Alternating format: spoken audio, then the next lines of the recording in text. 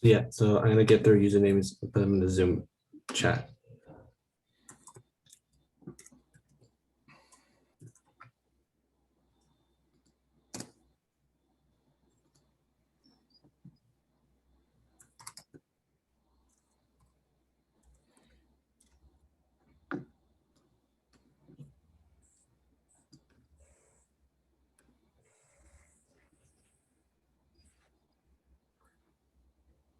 All right, so it looks like we're live. Great. So, hello, everyone. Welcome to the Q-CTRL workshop. My name is Ivan. I'm currently a senior at Stanford majoring in computer science, and we're currently joined by Michael Hush and Mick Conroy, who will be leading the Q-CTRL workshop today. Michael completed his PhD in quantum physics at Australian National University. He was awarded the University Medal for highest undergraduate achievement in theoretical physics at ANU. He has since worked as a postdoctoral fellow at the University of Nottingham and senior academic in the School of Engineering and Information Technology at UNSW Canberra at ADFA. Michael developed one of the earliest open source quantum control optimization softwares accelerated with machine learning targeted at supporting academic research. Michael was hired by Q-CTRL in 2017, promoted from initial role as lead quantum control engineer to head of quantum science and engineering before promotion to C-suite. And Mick Conroy is a senior product manager for Q-CTRL and is currently responsible for the upcoming Black Opal product, Q-CTRL's quantum education platform, which aims to teach you all you need to know about quantum computing in just a few minutes each day. Mick has also worked as a product manager for CSIRO's Data61, spent more than a decade in London working with brands such as BBC, Sony, and Activision, and as staff writer for Wired magazine. And the floor is all yours. Hello, everybody. Yeah, I'll just get maybe Mick to say hello as well, just so he's not a floating head for the rest of it. Hi, everybody. Great. So thank you for that great introduction. I'm going to introduce myself again in the talk because I just love talking about myself, but that covers it. Thanks again for the beginning of it. So welcome everyone to Q-CTRL's workshop. Today we're going to cover the topic of what's wrong with current quantum computers and how can we make them better. So a little bit, again, a bit more about me. So I'll just quickly go over the structure of the talk for today. First, I'll just briefly give you a little bit more about myself. Then I'll tell you more about Q-CTRL, who we are as a company, what we try to do. And then I'll hand over to Mick. So a lot of you might be new to quantum computing. You might have a background in maybe software or some other kind of non-physics technical background and you want to learn more. We've got a product coming soon called Black Opal, which is really aimed at helping you guys. And Mick will give you an introduction to that. Then I'll take over again, start talking about what is wrong with current computers, give you some examples of like the challenges you tend to face when you try to run things on real devices. And then I'll start to talk about how we can use quantum control to potentially fix these problems. Finally, I'll go and start using Boulder Opal, which is our product really aimed at people who are trying to solve problems on real quantum computers or developing hardware.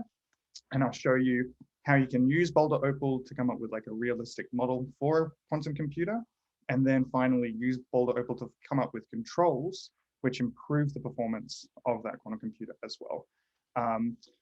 So moving on to the next section. So who am I? I've already been introduced, but again, I'll just quickly go over a few things which are kind of relevant. So I'm Michael Hush. I'm the Chief Scientific Officer here at Q-CTRL. Like many people in the industry, I have a background, a PhD. I just studied theoretical physics and quantum control at university, at the Australian National University. I've also done a bit of software engineering, initially just in my spare time. I've always loved programming. As a kid, I actually used to program a graphics calculator and make games, which I'd share around with my kids. Other friends at my school. So I have a bit of background in software engineering. I've also done some open source projects like MLOOP, which was mentioned in my introduction, which is a machine learning package for automated optimization, which is now available actually in our product. And I also have participated in hackathons like a lot of you beforehand as well. I love a bit of a challenge and occasionally make a meme. So this was then modified by Victor, who works at Q-CTRL, but I'm the pirate, by the way. We often joke about my red beard being one of the one of my most distinguishing features here at Q-CTRL. But we also, yeah, I don't know where I'm going with that. I just love that meme so much, so I decided to post it again. So enough about me. Let's move on to the actual presentation. So what is Q-CTRL? What do we do? So Q-Control, our aim is to provide control to people developing quantum technologies. And we really think that control is going to revolutionize the quantum industry in the same way it's done with pretty much every industry in the past. I think a really good example of this is when the Wright brothers, when they were trying to make a plane.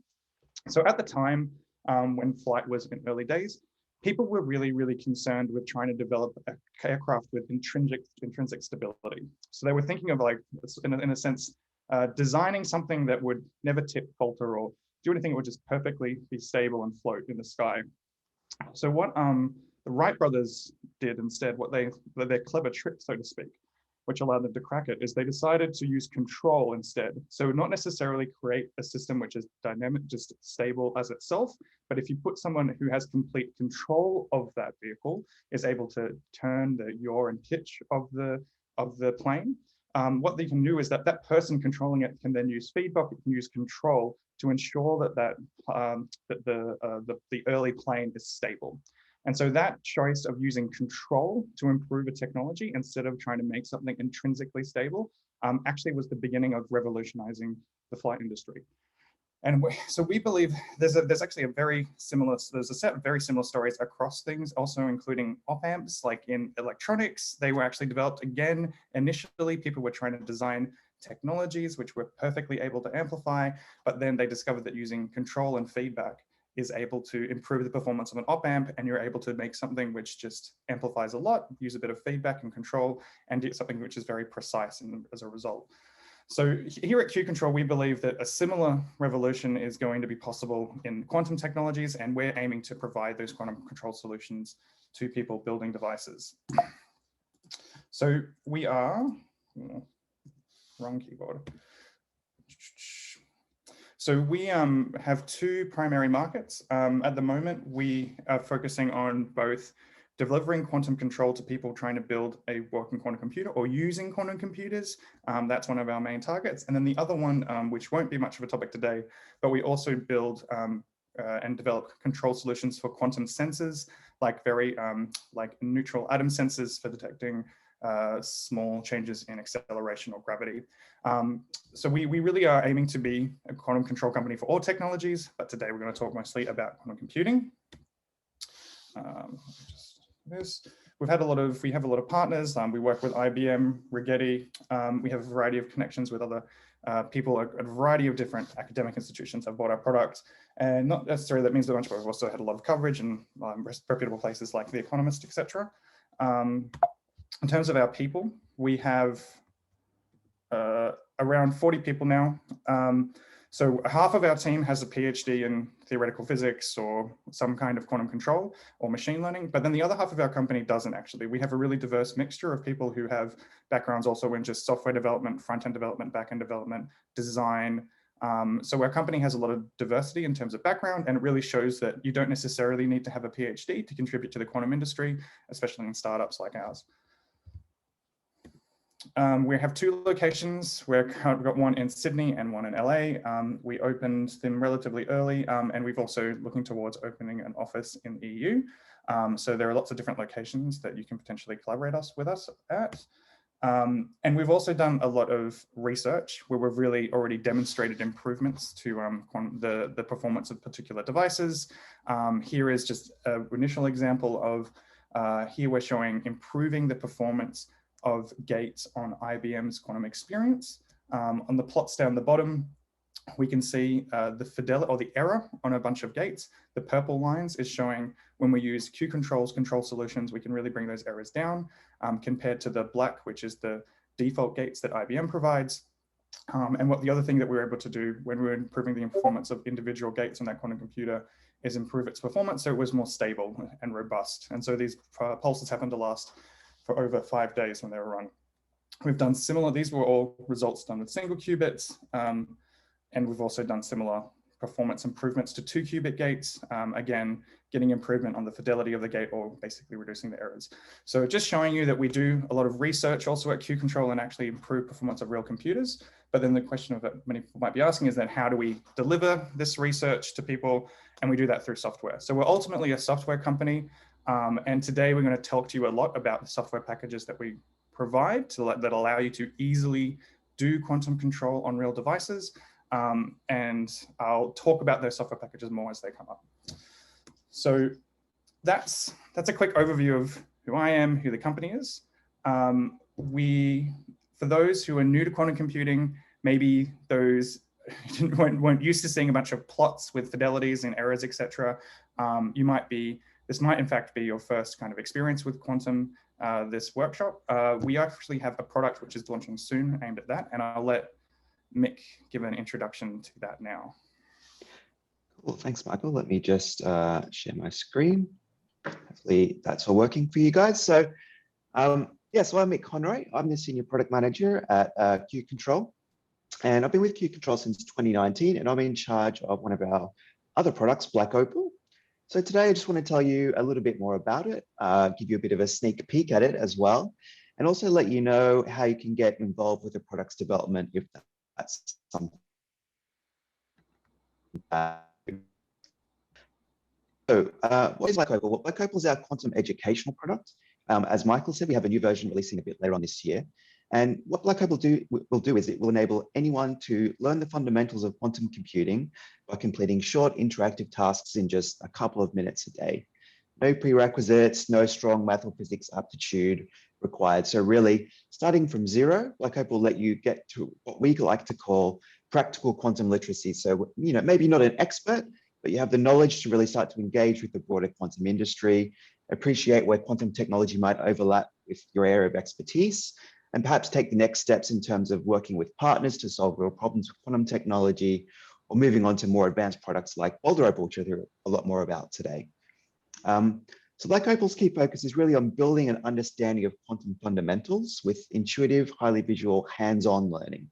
One of the key ways we do that is through something that we call activities. And these are sort of bite-sized modular bits of content that are designed to be completed in just a couple of minutes, fit in with a busy schedule, really promote good learning retention, and provide a real clear sense of progress since you can move through them and achieve quite a lot in a short space of time. And Black Opal will incorporate other aspects which aid learning, things like sandboxes, which are things like visualization tools and simulators and cloud-based runtime environments, community features.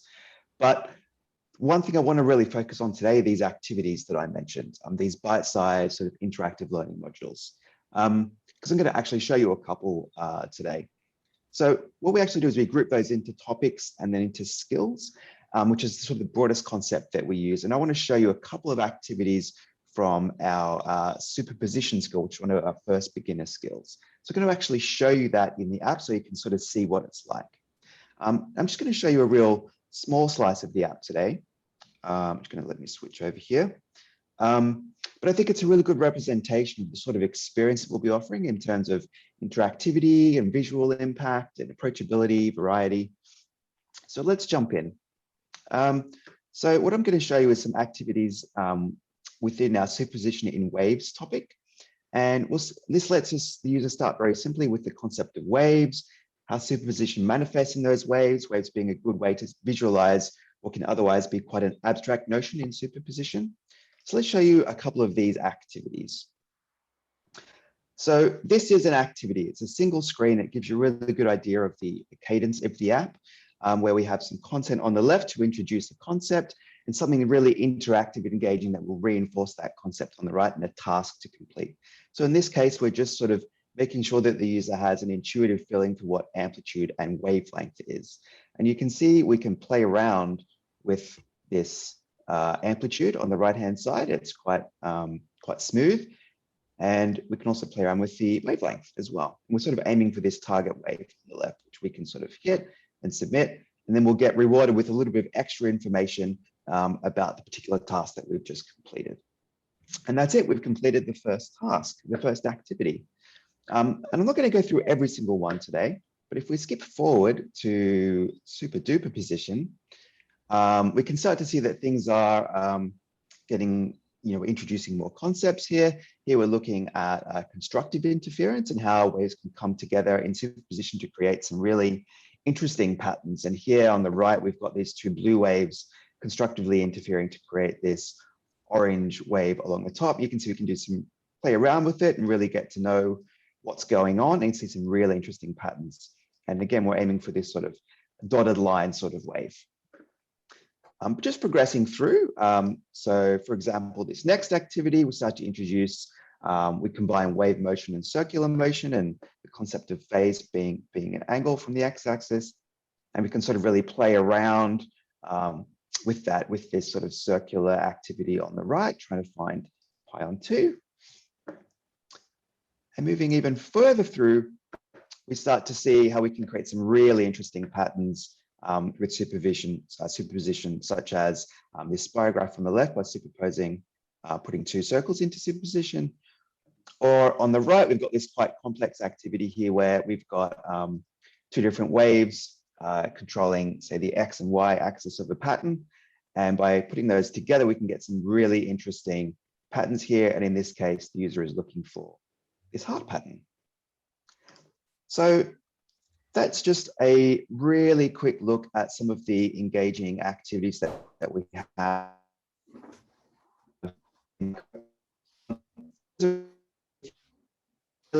Raise quantum literacy around the world, really, and lower the barrier to entry to anyone that has a bit of technology nous and a curious mind, and we can really help them start their quantum journey. So if you've been watching this presentation and you think that you're the target audience for this product, or maybe you're someone that wants to start their quantum journey, or perhaps you're already a little bit further along that quantum journey in terms of your quantum knowledge, but you want to help shape a product that will really benefit the industry and the quantum community, and then please consider becoming part of our Quantum Insider program.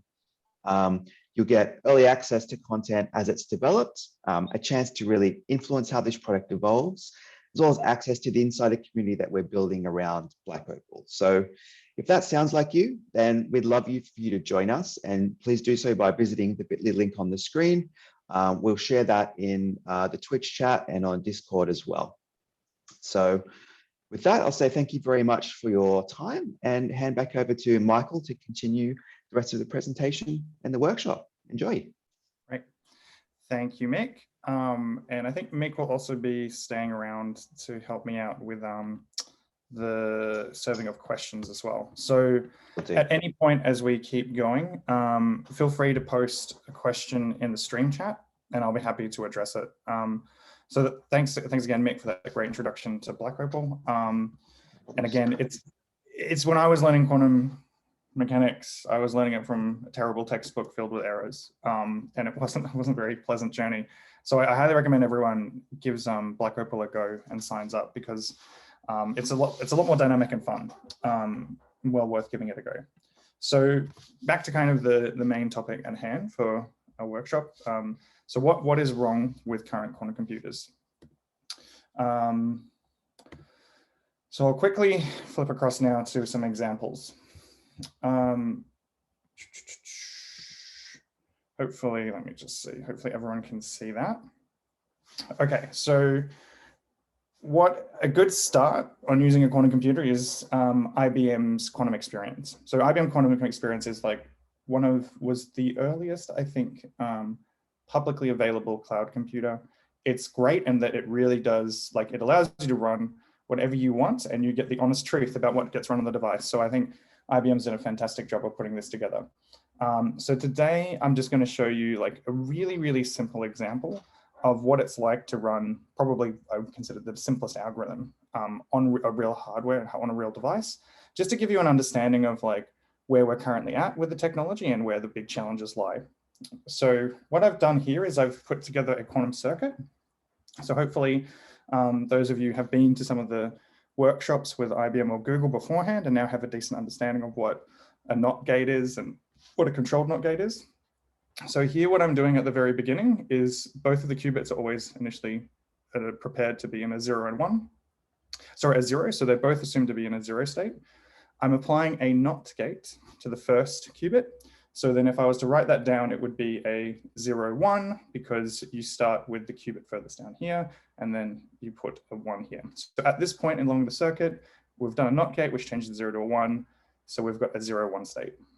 Now, what I'm doing after this is 3 NOT gates. So for those of you who have some familiarity, you might already know exactly what this is. That happens to be an implementation of a swap gate. So basically it changes the state between the qubit states between the top and bottom rows So I'll just delete that one again. Ooh. Don't know how. Okay, apparently don't know how. This is why you never do live demonstrations, people. Okay, I'm just going to move it over there. It's being annoying. There we go. So after I've applied my 3 C0 gates, what happens is the state should change. So instead of being a 0, 1, I get a 1, 0. If I look at the final probability of my 1, 0 state, I get what I was expecting. So I'm going to now try and run this. So you can go set up and run, and then you can pick whatever device you want to run it on. I've already done this earlier, so I actually ran it first on the simulator. So if we go to the next tab, so if I run that ideal swap operation on the simulator, I get a histogram of every single count that happens. I get a 1, 0. So basically those gates perfectly switch the state between each other, achieving, let's say, like the simplest algorithm you might want to achieve on a quantum computer, where you're just shifting around information. But as you might guess, even though it seems like it's very simple, it's essential. So whenever you're doing a processing, whenever you're processing algorithms on a bigger computer and a bigger algorithm, typically these swap operations are a very, very important part of that algorithm. So now if I run it again, and instead I use one of the real devices, I think I ended up using Quito. Let me have a look. So then if I run it on a real device, let's see what happens. So this was actually run on Santiago, which is one of the best quantum computers IBM has. Now what we see is that we don't get a 1, 0 all of the time.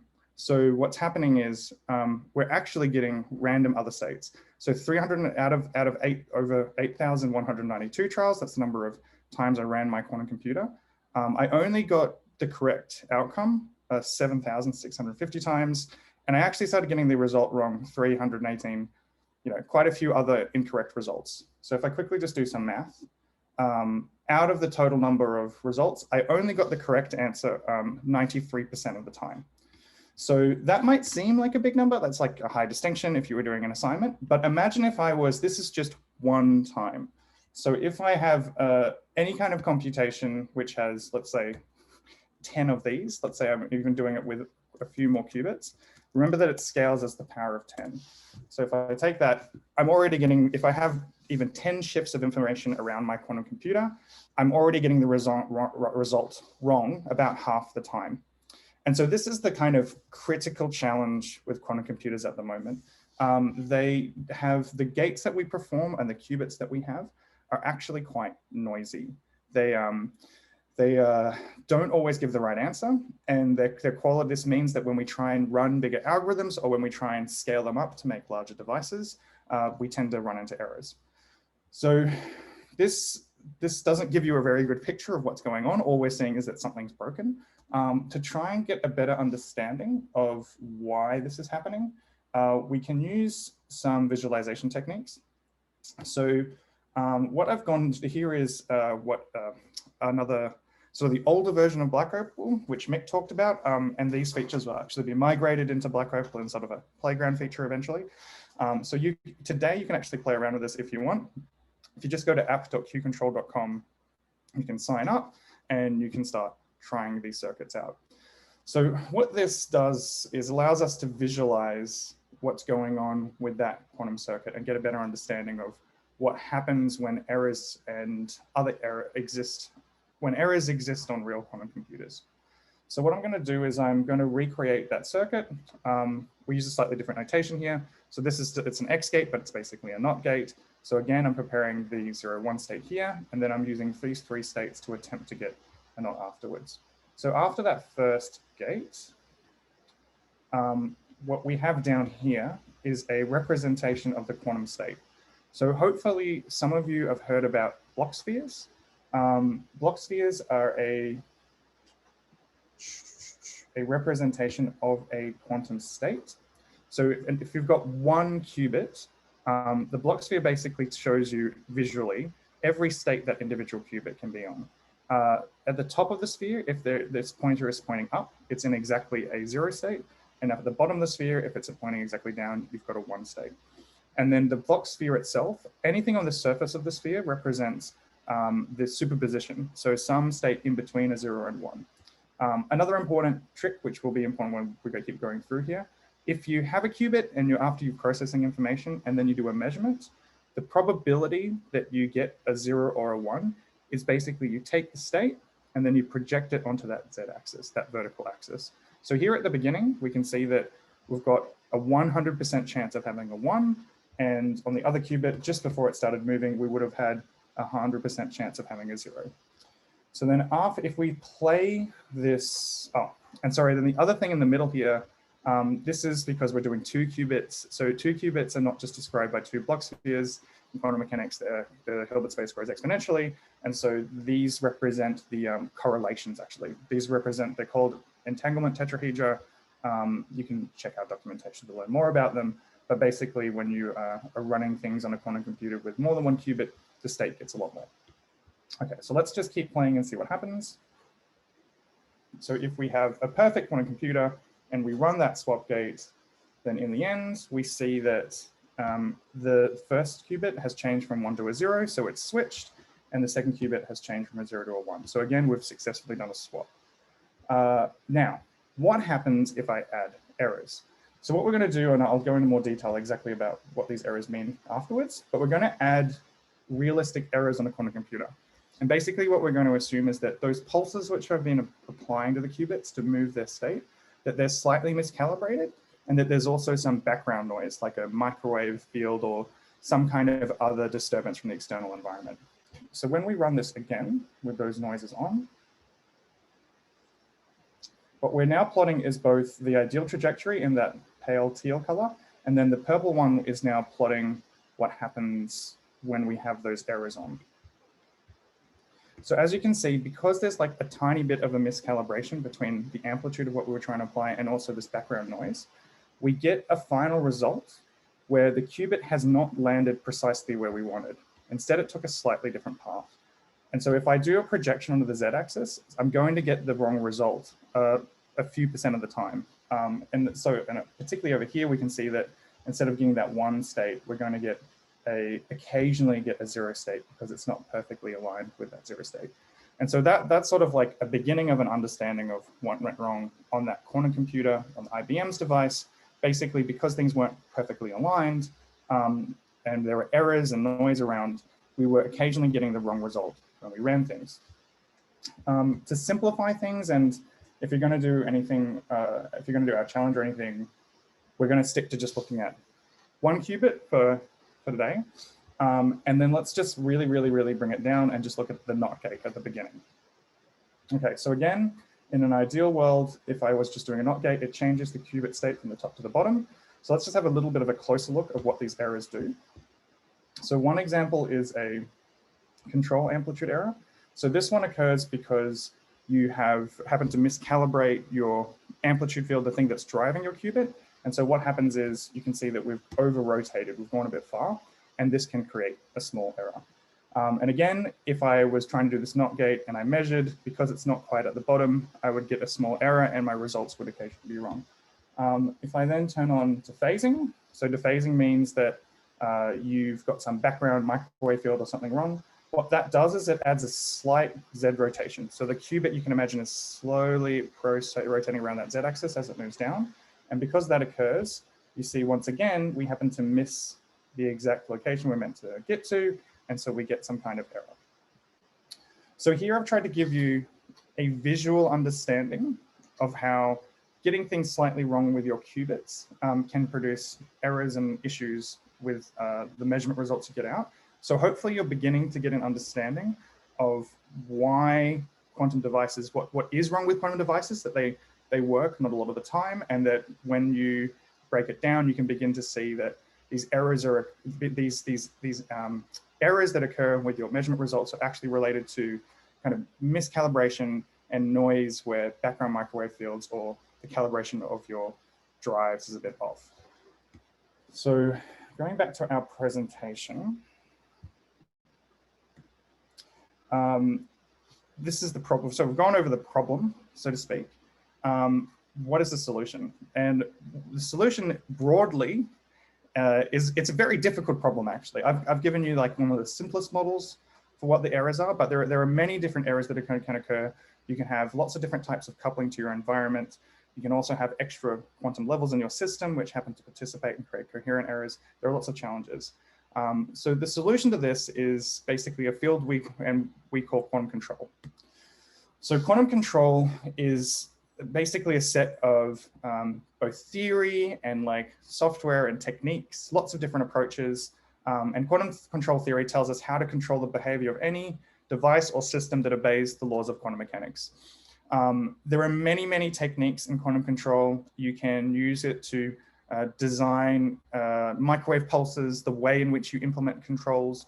You can use it to identify what's right or wrong with your system. So you can identify what the model is, what the Hamiltonian is. That might be a word we'll come back to later on.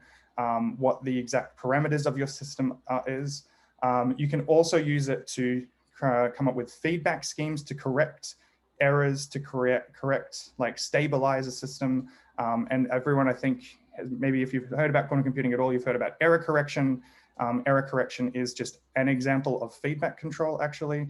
And then finally, there exist many techniques in quantum control on how to like automatically apply all these controls and tune up your device, get it started, get it running, and also fix it. It's a very, very large field. Today, over this workshop, we're going to really focus in on one particular challenge in quantum control, and that's how you design these pulses. So we're looking at, so for example, everything that I just showed you there is actually done using a microwave pulse. So on IBM uses superconducting qubits. Superconducting qubits basically are these tiny little conductive loops, it's a really simple way to put it. And then what happens is if you cool them down to near very low temperatures and design them in just the right way, the charge, flux, or other elements of that little loop becomes quantized, and you can encode quantum information on those loops. So how they then change the state of those qubits is they take microwave pulses and then try to put them down little control lines that hit those qubits to change their state. So I just showed you some pulses which simply go from the top to the bottom of the block sphere for a NOT gate.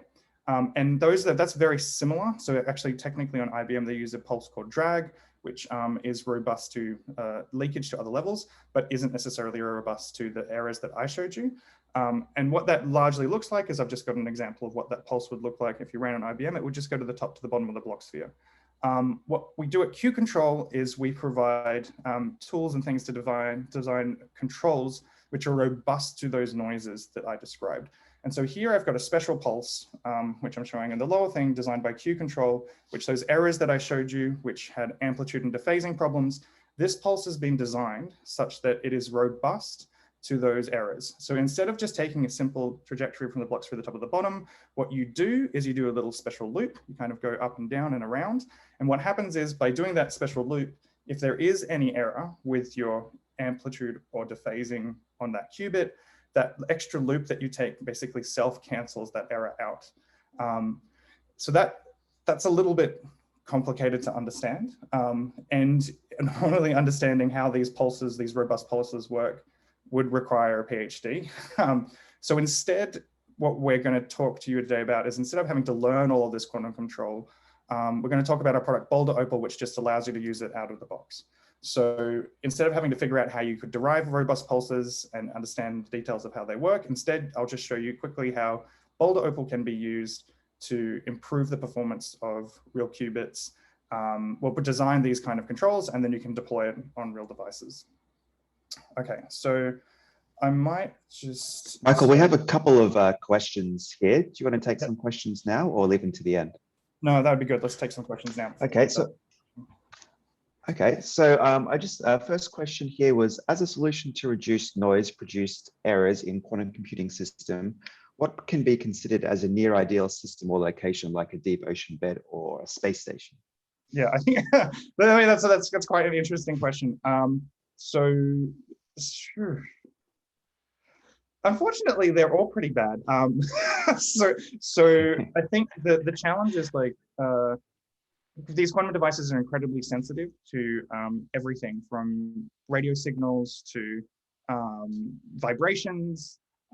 So even if you were trying to send them into space, you might be like more isolated from vibrations, but you'd be strongly exposed to solar radiation.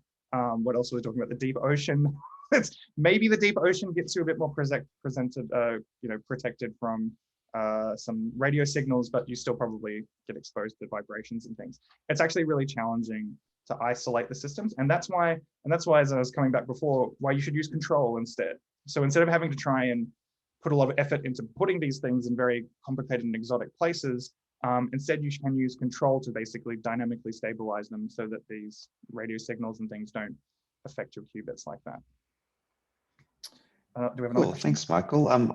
One other question, if you could go back one in your slide where you had the pulses and the Bloch sphere. Yeah, I think it's this week. So the question is the Bloch sphere on the lower pulse, maybe the slide before this, a good way to intuit why it's robust? Or is the pulse itself on the left a better way to intuit why this works? So I guess it's which representation is a good way to intuit why.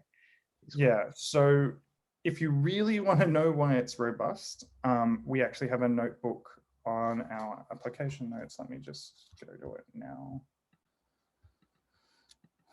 So we've got a webinar on this, which is like an introduction to robust control. I'd recommend you give that a go. It turns out the best way to intuit it is if you look at the actual pulse itself and then look at how it affects the operators. I probably won't go into this in detail actually, but the really clever thing that's occurring here is that if there was any amplitude error, let's say any amplitude, sorry, maybe let's just go with the dephasing. If there was any dephasing error where it was slightly rotating, if you follow along the path on the Bloch sphere with that pulse, you can check to make sure that any rotation that goes one way, eventually when you go around that path the other way, it gets canceled out. So if you go through that notebook, it'll actually kind of clearly explain how this robust control works in an intuitive way. But it's kind of like what you have to do is you have to look at the Bloch sphere and then look at the direction you're moving on the Bloch sphere at any given point in time. And that's actually how you intuitively figure out how these robust controls work. Cool, so I might, yeah, maybe one more question and then I'll move on to the next section. If we have space for one more, then there's one more question here, which is, would topological quantum computing need quantum control? Yeah, so I guess there's like big philosophical, big unknown there. Topological quantum computing is thought to be more robust, and in some ways there's like some theory work as well. You can interpret a topological quantum computer as using some kind of control in order to make it more stable. So far we've seen when it comes to trying to build real topological qubits, they still have errors. They still have challenges. And so yes, it is likely that quantum control will still be needed to help improve them. But the hope is that they will be at least more stable than our current qubits. But there's still a lot of really interesting research in that space going on. Cool. So back to the presentation. Now let's dive into Boulder Opal. So if you go to Q-Control products and Boulder Opal itself, you can sign up today for a free trial. I highly recommend that you give this a go. It's a great way to sort of start learning quantum control and also applying it to real devices. So you just go to sign up. Once you've signed up for the QC Hack Challenge, we've actually made a special notebook. Maybe I'll just make hopefully everyone can see that a bit clearer. Okay, so we've written a notebook which gives you it's a Jupyter notebook, it's executable. And if you sign up, if you go into the actual app itself, it's just like this. Once you've signed up, you can also directly change these notebooks in browser. I'll come back to that in a sec once that's booted. So today I'll just briefly give you an overview of what we're presenting in this notebook. It shows you how to set up a simulation of a real noisy qubit, a realistic one, and then shows you a little bit on how it gives some hints on how to apply control to it to improve its performance. So what I do it to begin with is give you a bit of background on what a qubit is, and the mathematics behind it. Let me just server's just still starting up. Cool. So first of all, I go through what a qubit is. So hopefully you've all seen this. A qubit is basically a quantum system where it's got two states, a 0 and a 1. And then I talk about a bit about the mathematics behind what a qubit is and what we're trying to achieve. So we represent the qubit state as complex superposition of two numbers, alpha and beta, which you can write down as a vector. And then when we're doing quantum computations, we're often applying gates to these vectors. And so the best way to write down a gate is to write it as a matrix. The one I was showing you before is a NOT gate. This is a representation of the NOT gate where you've allowed for an arbitrary global phase and also angle on the Bloch sphere, which I was showing you before.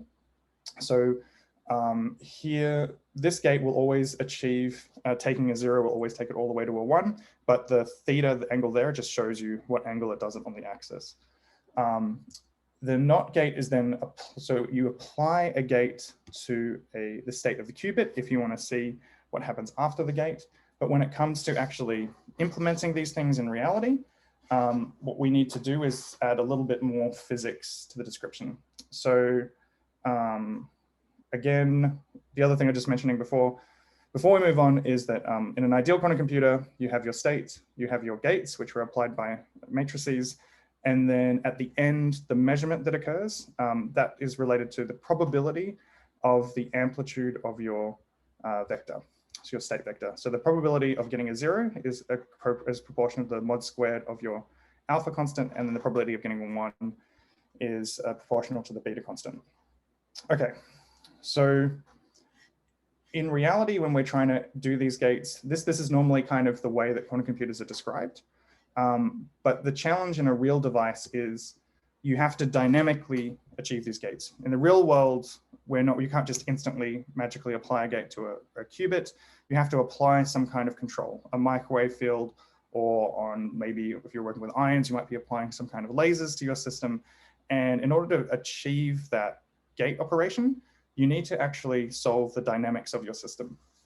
So quantum mechanics says that the dynamics of any quantum device obeys Schrodinger's equation.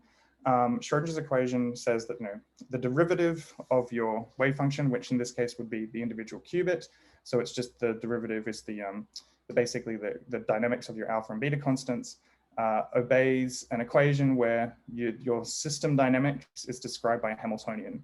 So this Hamiltonian is like a matrix. It will change depending on your device. It contains all the physics of your device, including all the controls and anything else you're applying to it.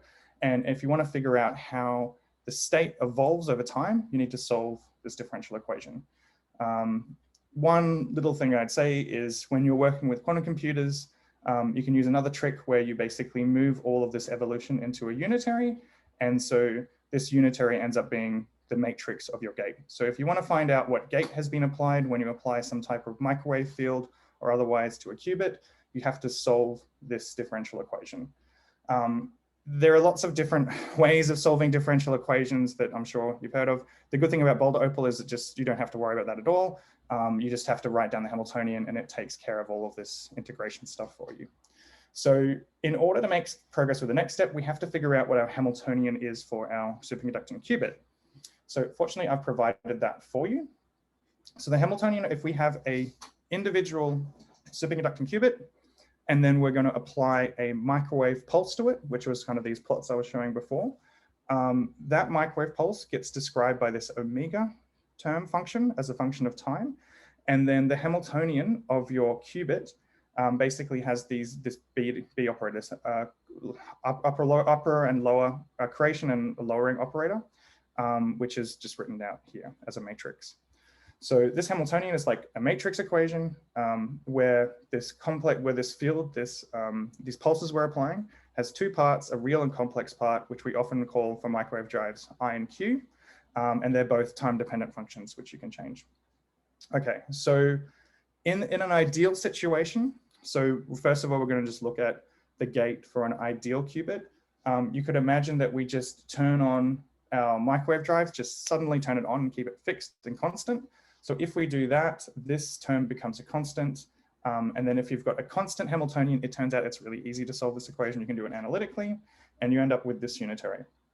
So this says that if we apply a microwave drive at a fixed amplitude, what we're going to get is a fixed amplitude omega.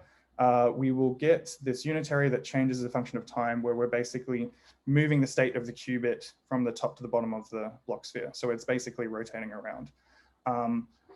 If you want to get a NOT gate, you simply set t to equal to pi over that Rabi rate. If I replace that in, what you'll see is you get a 0 here, you get a 1 here, a 1 here, and another 0 here, which is a NOT gate. So this has shown us that in principle, if you want to apply a NOT gate on a real device, if you have an ideal qubit, all you have to do is apply this pulse for a certain amount of time. So we can set up that simulation in Boulder Opal. So Boulder Opal is a Python package which you install on your machine. It then basically hits our cloud servers. So anytime you want to solve a problem or do an optimization, it actually gets sent off to our cloud infrastructure, and there we can accelerate and solve problems much faster than you could if you were doing it on your own machine. So we've created an example here of simulating an individual perfect ideal qubit. So what we're doing is we create everything in our packages, made it with these things called graphs. Graphs are basically representations of like what a system is. We've got some great instructions on how to set these systems up in our user guide. So please have a look at them if you want more details. But basically what we're going to do is we're going to create a method which, given a certain duration or the length of a pulse and the amplitude of that pulse, it will then do a simulation of a quantum computer where we do 1,024 shots of that individual qubit. And I'll talk about the repetitions in a sec. So we start by making a drive. This is our microwave drive. I'll show you, it treats the time as a piecewise constant signal. I'll show you in a second what that means. But basically we create our microwave drive first, which just takes the duration and the values of that drive. We then create the Hamiltonian. That's going to be the emission part because we're adding together this multiplied by this. So we take the B operator, which I defined before, and just add it basically to our drive. And then finally, we get solve Schrodinger's equation by simply using the time evolution operator. We feed it the Hamiltonian in that unitary, and then it will solve this equation for us. No matter how complicated our time-dependent things are. So once we've done that, we get out our unitary, we give it a name so we can get it out of the graph. We're going to do some other stuff, which I'll come back to later, but basically the rest of this is all just about taking that unitary and then sampling the probabilities of those qubits. So if we then run this result, so just as an example, so you get a little bit more of an idea of what our pulses are, I've set things up so that, say we had a pulse with a duration of 10 with values -1, 3, 2, 3, -1, 2, -1. How we treat that pulse is we break it up into a set of piecewise segment boxes. So this is how we treat the dynamics. As you can imagine, this is like our omega as a function of time. It's basically shaped like, it's basically each segment is a part of what we're doing. And so now we're going to try and do an ideal pulse. So we're going to do this pulse here, where we're running just a constant Rabi rate of 20 hertz. And then we're going to run that for 25 milliseconds.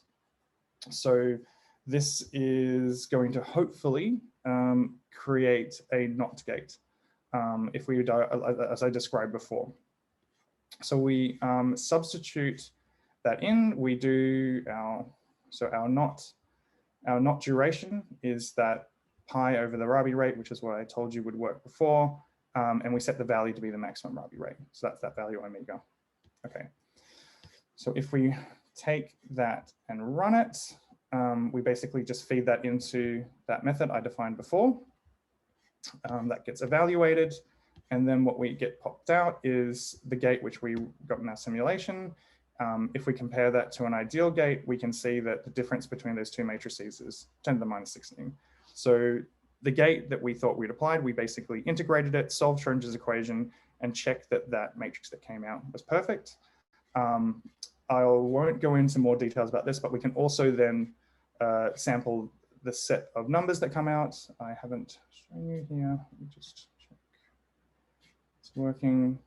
Okay, so just quickly, if you want to run this in a browser, you can simply go to click at the top and hit open in bold opal, and then you will be able to run and execute everything in a browser session as well. Cool. So in the end, I've shown you that that particular pulse produces an ideal kind of gate, but now I'm going to add a little bit more complexity. So this is an ideal qubit, which is just a very simple one. Now in the next section, I'm going to make a qubit which has got a lot more complexity.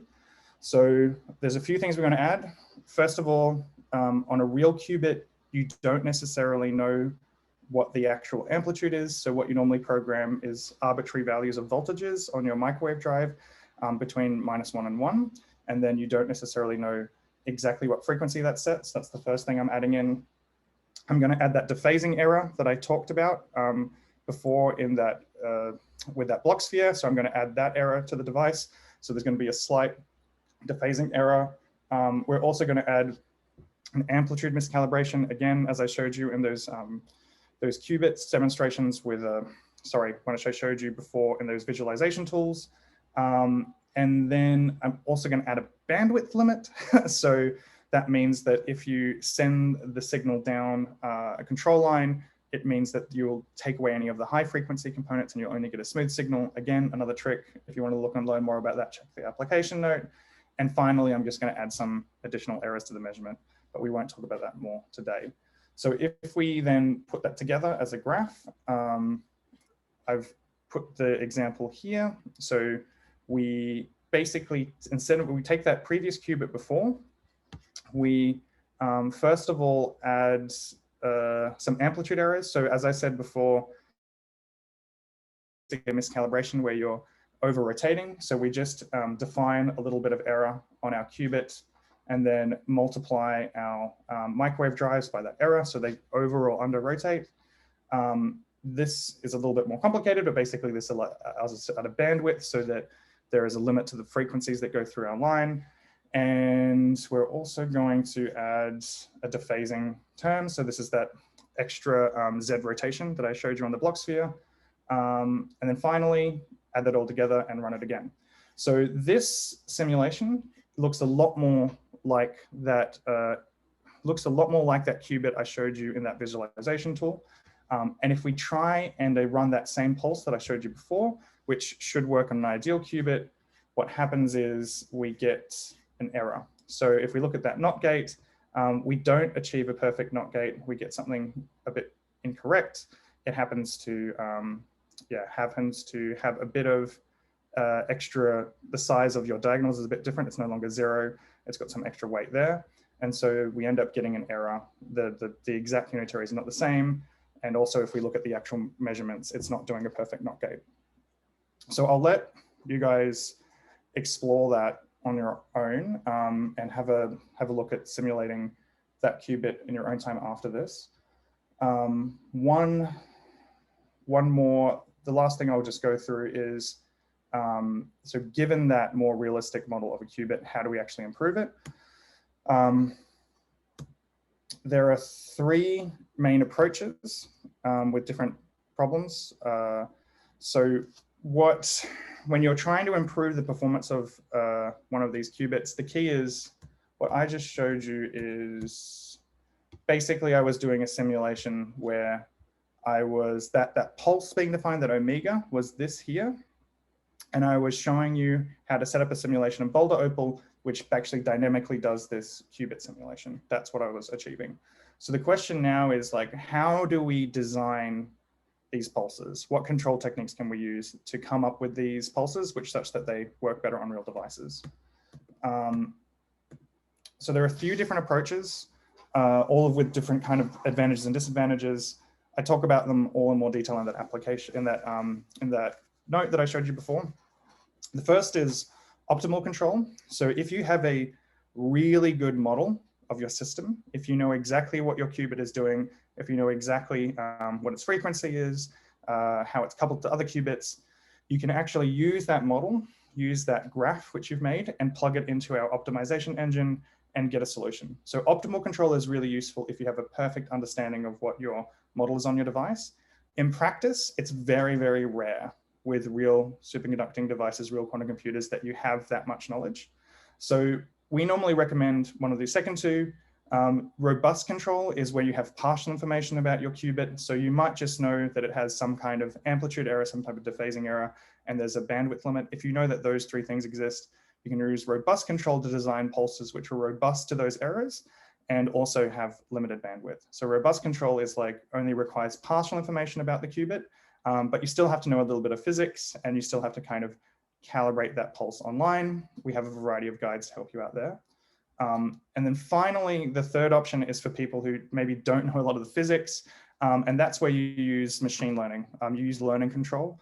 And instead of trying to come up with a model, a mathematical description of the system, instead you just treat the system as a series of like numbers, the pulse is a series of numbers, and then you let an automated optimization routine based on machine learning or otherwise basically figure out what the pulse should be by just running experiments with the qubit itself. So Boulder Opal is capable of doing all three of those approaches. I'm just going to maybe wait for a few questions, but I'm going to briefly show you an example of using optimal control to come up with a pulse that works for that noisy qubit. So do we have any? No question. Okay. No questions at the moment, Michael, so maybe keep going and I'll keep an eye on it. Easy. So I prepared another notebook. Okay, so in this one, hopefully everyone can see that. I'll just zoom in a little bit. Sorry, is this? Okay, so what we do here is I've set up the previous simulation again, all the same, but now I'm going to set up a optimization in Boulder Opal. So it's almost the same. We're going to assume that we know the model.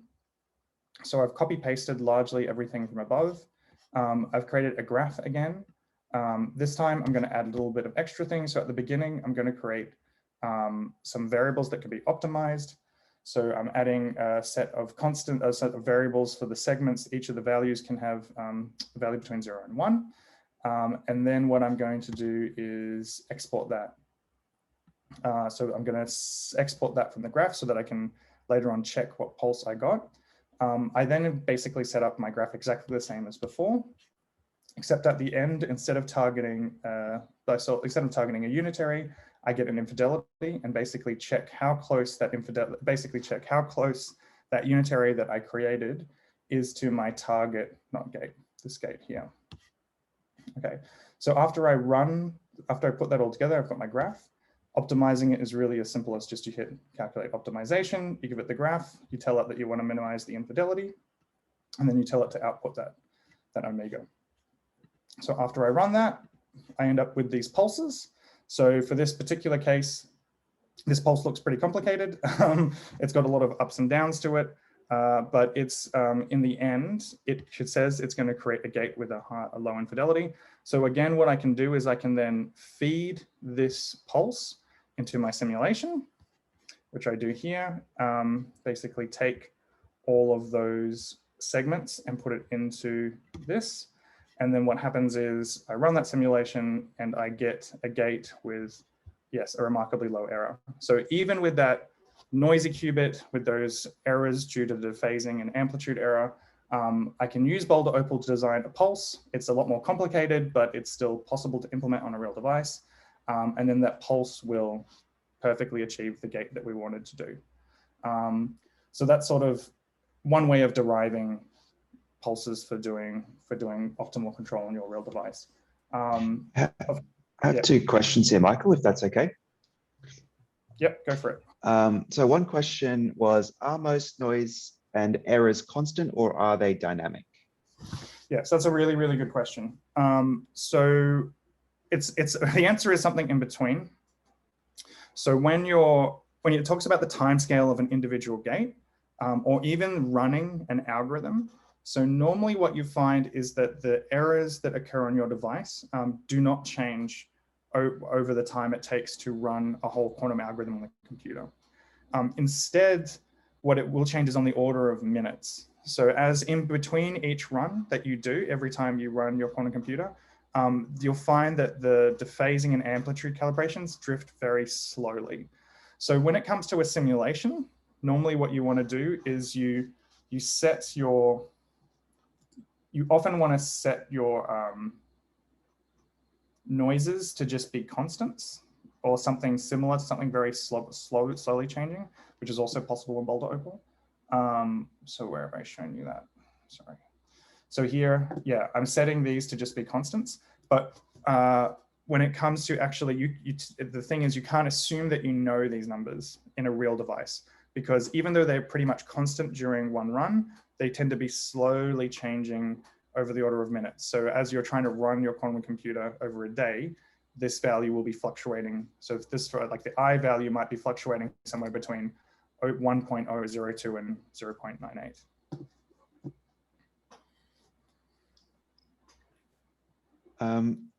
Got time for another question, Michael? Yep. Or Yeah, go for cool. It. So we have a question here. What do you mean by an accurate representation of a qubit? Like, what sort of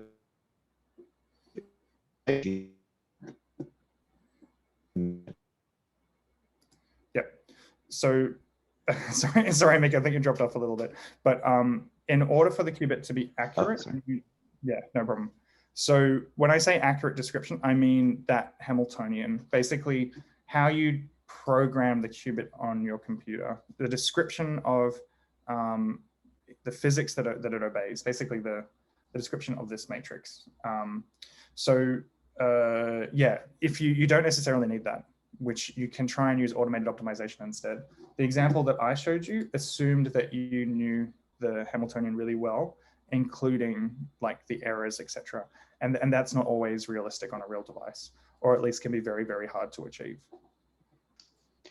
Cool. And just third question, has reinforcement learning also been used for correcting these errors? Seems like it could be useful.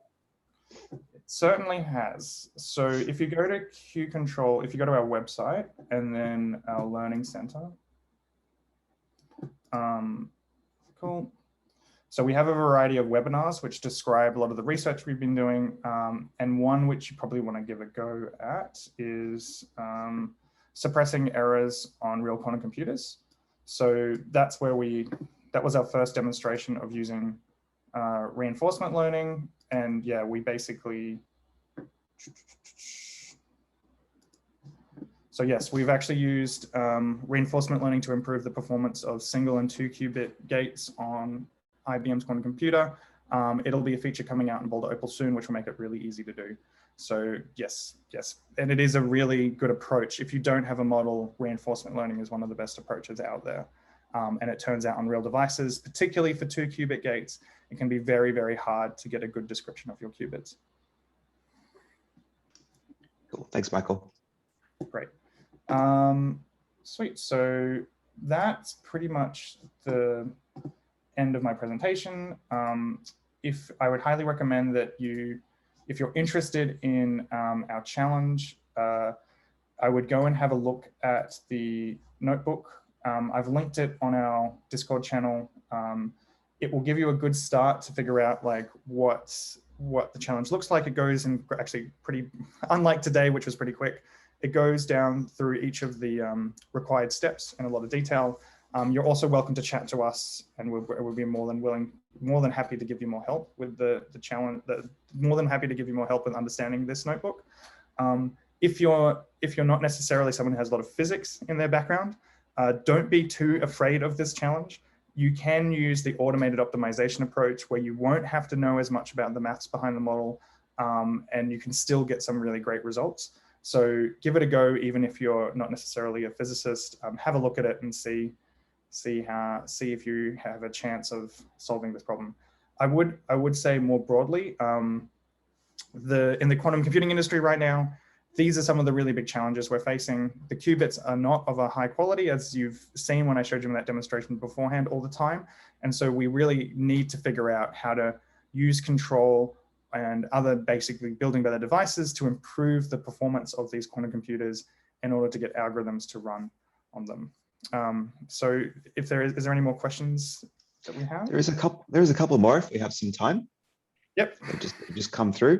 So I've got two here. One is, can we use Boulder Opal with Qiskit to run a quantum circuit on one of IBM's computers? Yes. So great example. Good question. So if you go to, again, our website, we have two notebooks on this. The first is superconducting qubits, improving the performance of single qubit gates. I already told you about the webinars, which sort of our presentations, but this is actually like our notebooks, which show you how to do it. Here is an example of from start to finish using Boulder Opal on IBM's devices.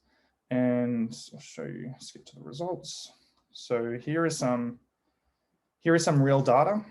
So what we're doing here is we've got a pulse which is robust to that dephasing error, that rotation error that I showed you on the block sphere.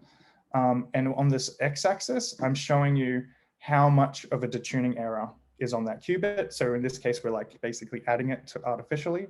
And then this side of it says the ground state population, but you can think of it as basically the error rate. And so what we're trying to do is improve an X gate or a NOT gate. When the detuning is 0, it's hard to tell the difference between how the gates perform. But as there's a little bit of error introduced to that qubit, we see that the Q-control's robust pulse happens to be flat, so it retains a low error, while IBM's gate is shown, and this is real data from the device, as shown in red, and you can see that its default gate gets worse and worse as we add the dephasing error, and finally just a square pulse, also for comparison, does worse as we add a dephasing error as well. So try that notebook out. It's at the docs.qcontrol.com. And it just allows you to integrate Boulder Opal and Qiskit directly.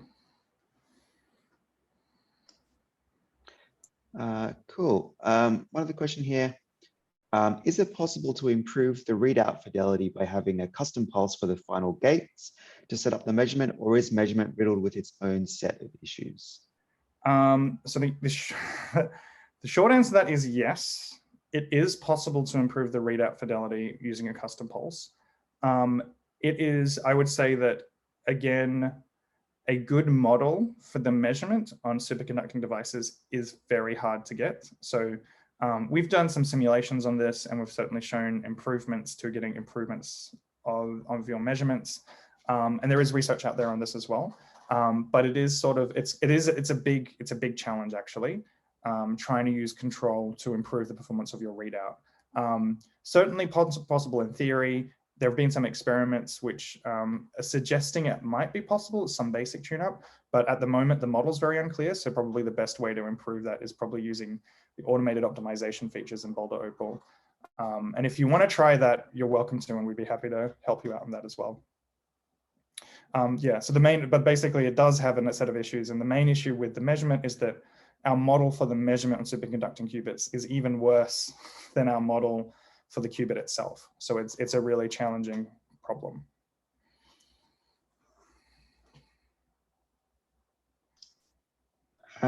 Cool. So I think there is a question here. I'm not sure if I fully understand what's asking, but there's a question about the exercise. So the student has said, sort of, how much programming do we have to do to optimize the pulse on Boulder? Specifically, will you be giving us gates requirements tomorrow, and our task is to generate those optimized gates? Yeah. So you just have to be able to program in Python to use Boulder Opal. That's it. So you will have to be able to do some programming, but I don't think it's any harder than using Qiskit or any of the other languages. And there's a huge amount of documentation to help you out. I can't go into detail about the challenge tomorrow, but yeah, basically we'll make it as clear as possible. So there'll be a very specific target, let's say, for your challenge. So that's unfortunately that's all I can say tomorrow until then. But when it launches, you'll learn a lot more. Okay, maybe last question is, how do you support different superconducting qubits, e.g. transmon versus fluxonium? Yeah, so basically, that's fortunately easy to answer. It just changes the Hamiltonian. So you can program your qubits however you want, and transmon or fluxonian qubits, they just have a slightly different description of how microwave pulses and how other things affect them. That's sort of the key difference is how you describe the Hamiltonian. But once you have that Hamiltonian, the software can solve any quantum system. And again, it actually can solve cold ion systems. It can solve NV centers, whatever your particular device is that you're trying to do your quantum computation with. Right. So with that, with those final questions, thank you again for your time. So if you want to learn more, go to qcontrol.com. And if you want to get started with Boulder Opal, you can either go to our website and hit that sign up button, or go to app.qcontrol.com to sign up. And if you have any more questions, just contact me at michael.hush@qcontrol.com, or hit us up on the Discord channel, where we've got a variety. I think we'll have 8 mentors from Q-Control ready to help you out over the course of the hackathon. So plenty of helping hands ready to answer some of your questions.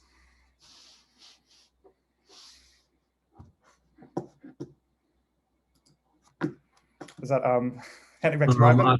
All right, so I'd like to say thank you to our speakers, Michael and Mick, for this amazing workshop. These are absolutely wonderful resources. And I just like to say that based on what I've seen, I wish that I learned about quantum computing through Black Opal, like the animations and the interactivity of the user interface make it seem so dynamic and engaging, which is much better than the resources that I had access to at the time when I learned quantum computing basics. And quantum control theory is absolutely exciting, and I can't wait to see how the field develops further in the coming years. And with that, I'd also like to thank all of the people viewing this workshop. Please attend our networking event after this talk, which is currently scheduled to take place today from 6 to 7 p.m. Eastern. And moreover, please keep an eye out for the pre-hacking address tomorrow. It will not be a live stream, but it will be a pre-recorded uploaded video, and it's going to be released at 9 a.m. Eastern in this Twitch channel. And with the 24-hour hacking period drawing closer, we wish all participants well, and we ask you to keep an eye on the Discord server and the newsletter for new developments and announcements. Again, thank you, and please stick around for the networking event over at Zoom, and check out the Discord server for access. All right, thank you.